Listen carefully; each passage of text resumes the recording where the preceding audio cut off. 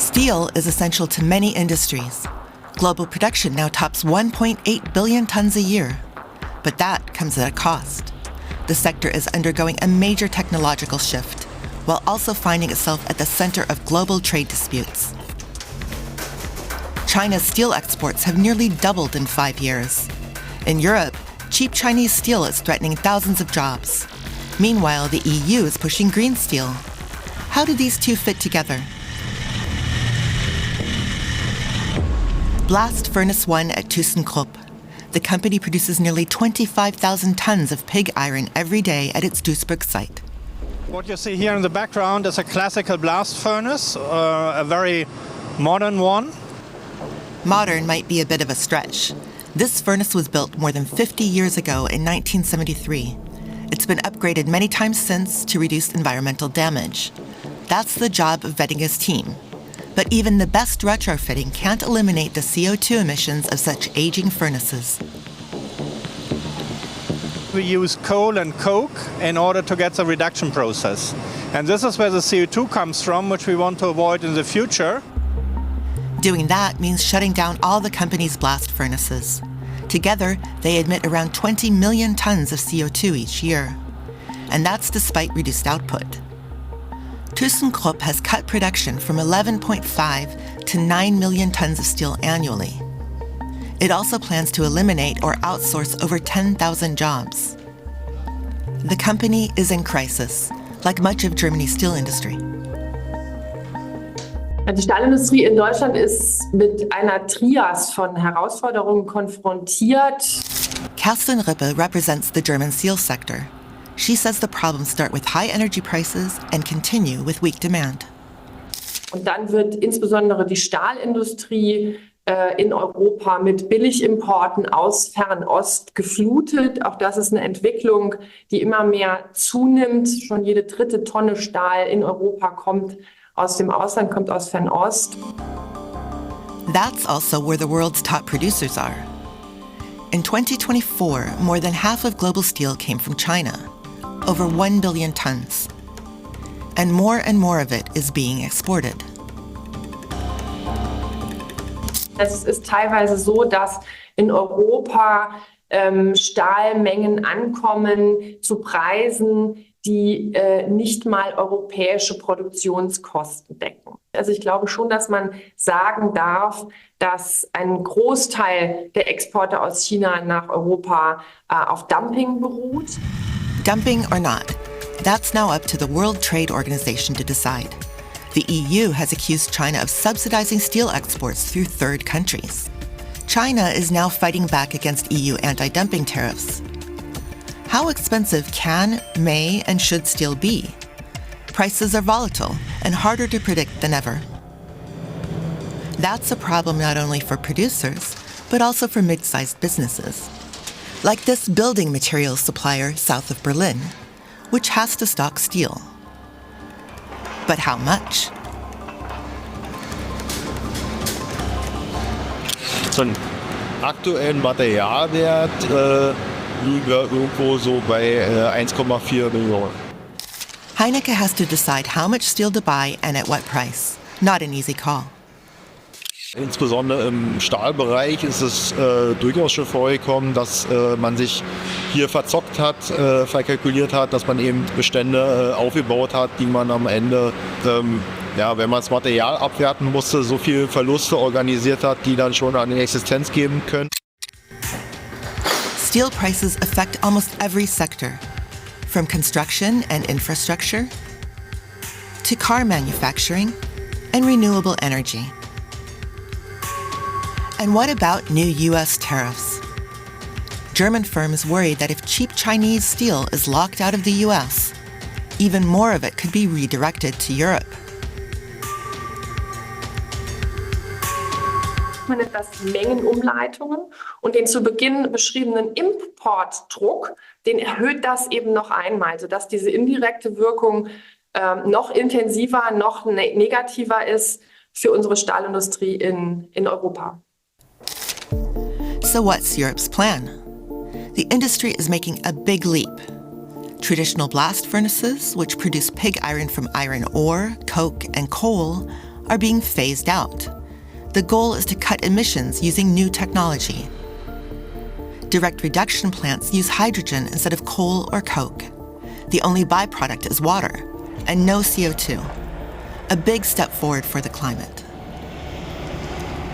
Currently, steel production globally contributes 8% to global greenhouse gas emissions. Falco Åkerhieldt is a researcher in climate economics at the Potsdam Institute for Climate Impact Research. He believes change in the steel sector is long overdue and that the current crisis is pushing it forward. There's too much producing capacity, coal-based, for steel on the planet. Steel companies are under pressure, so they had to move. So green steel is actually their chance to advance. Green steel is produced with significantly less CO2. That's why many German plants are now being converted, including those at ThyssenKrupp. We will not change in one go, because this is the biggest steel plant in Europe.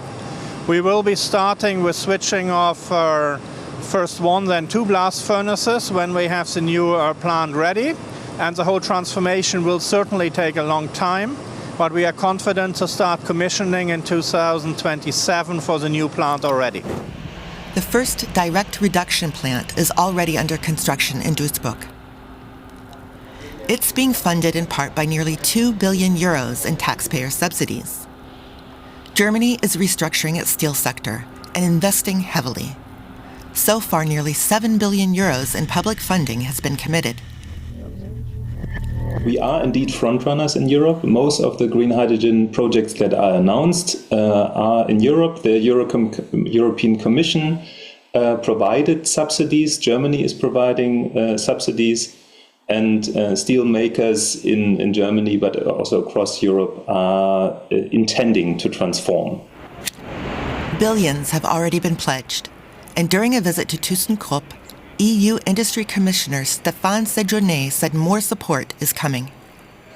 Il y aura également de notre côté la volonté de mettre sur la table de l'argent frais et donc du fonds d'innovation, 150 milliards d'euros qui seront proposés avec une partie en garantie et une partie en subvention. But the transition carries risks for industry and for taxpayers. There are many open questions like, where will the hydrogen come from?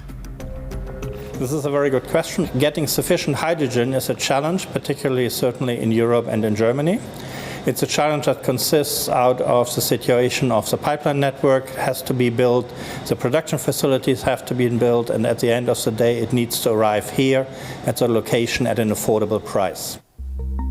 Hydrogen pricing remains unpredictable, but it will be a key factor in the cost of green steel.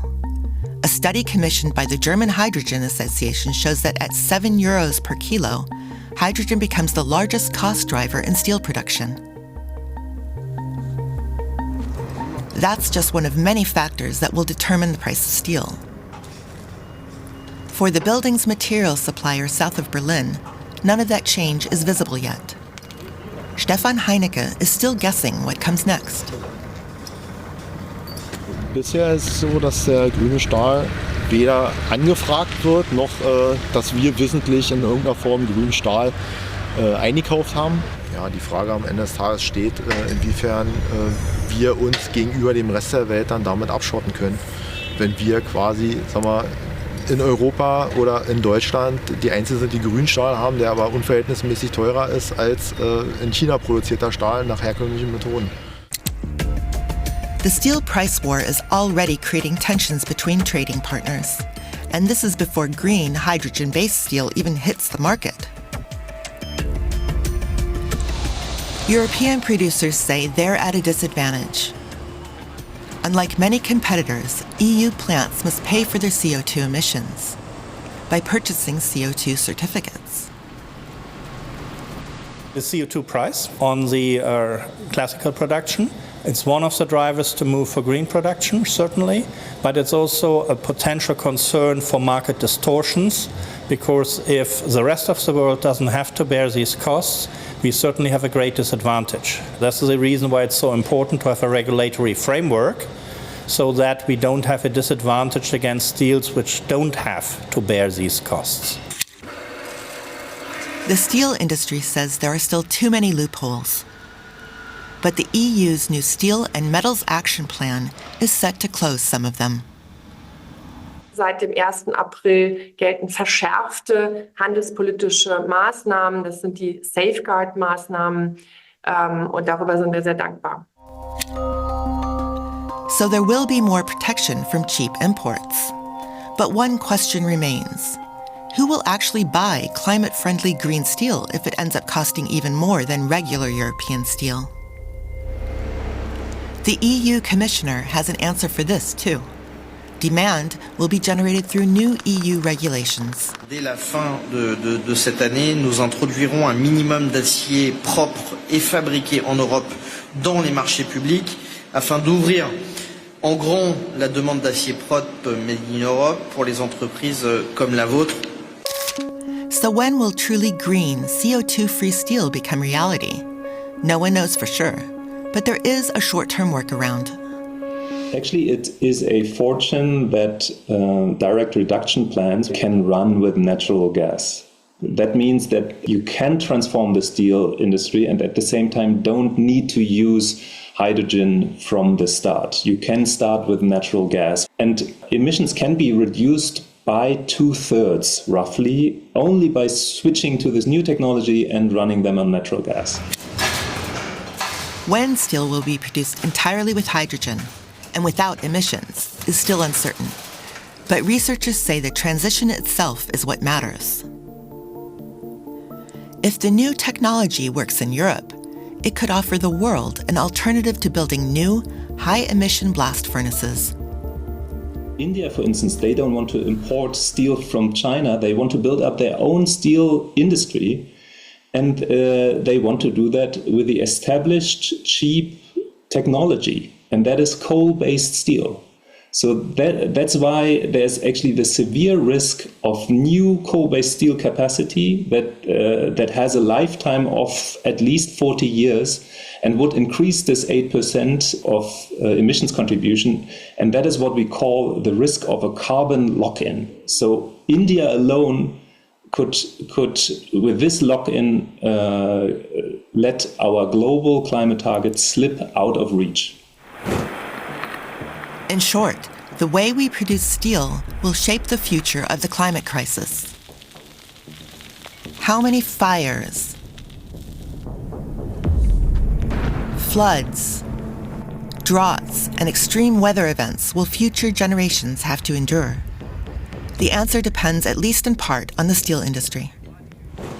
Will Europe manage to cut steel's massive CO2 emissions? What do you think? Is Europe on the right track with its steel policy?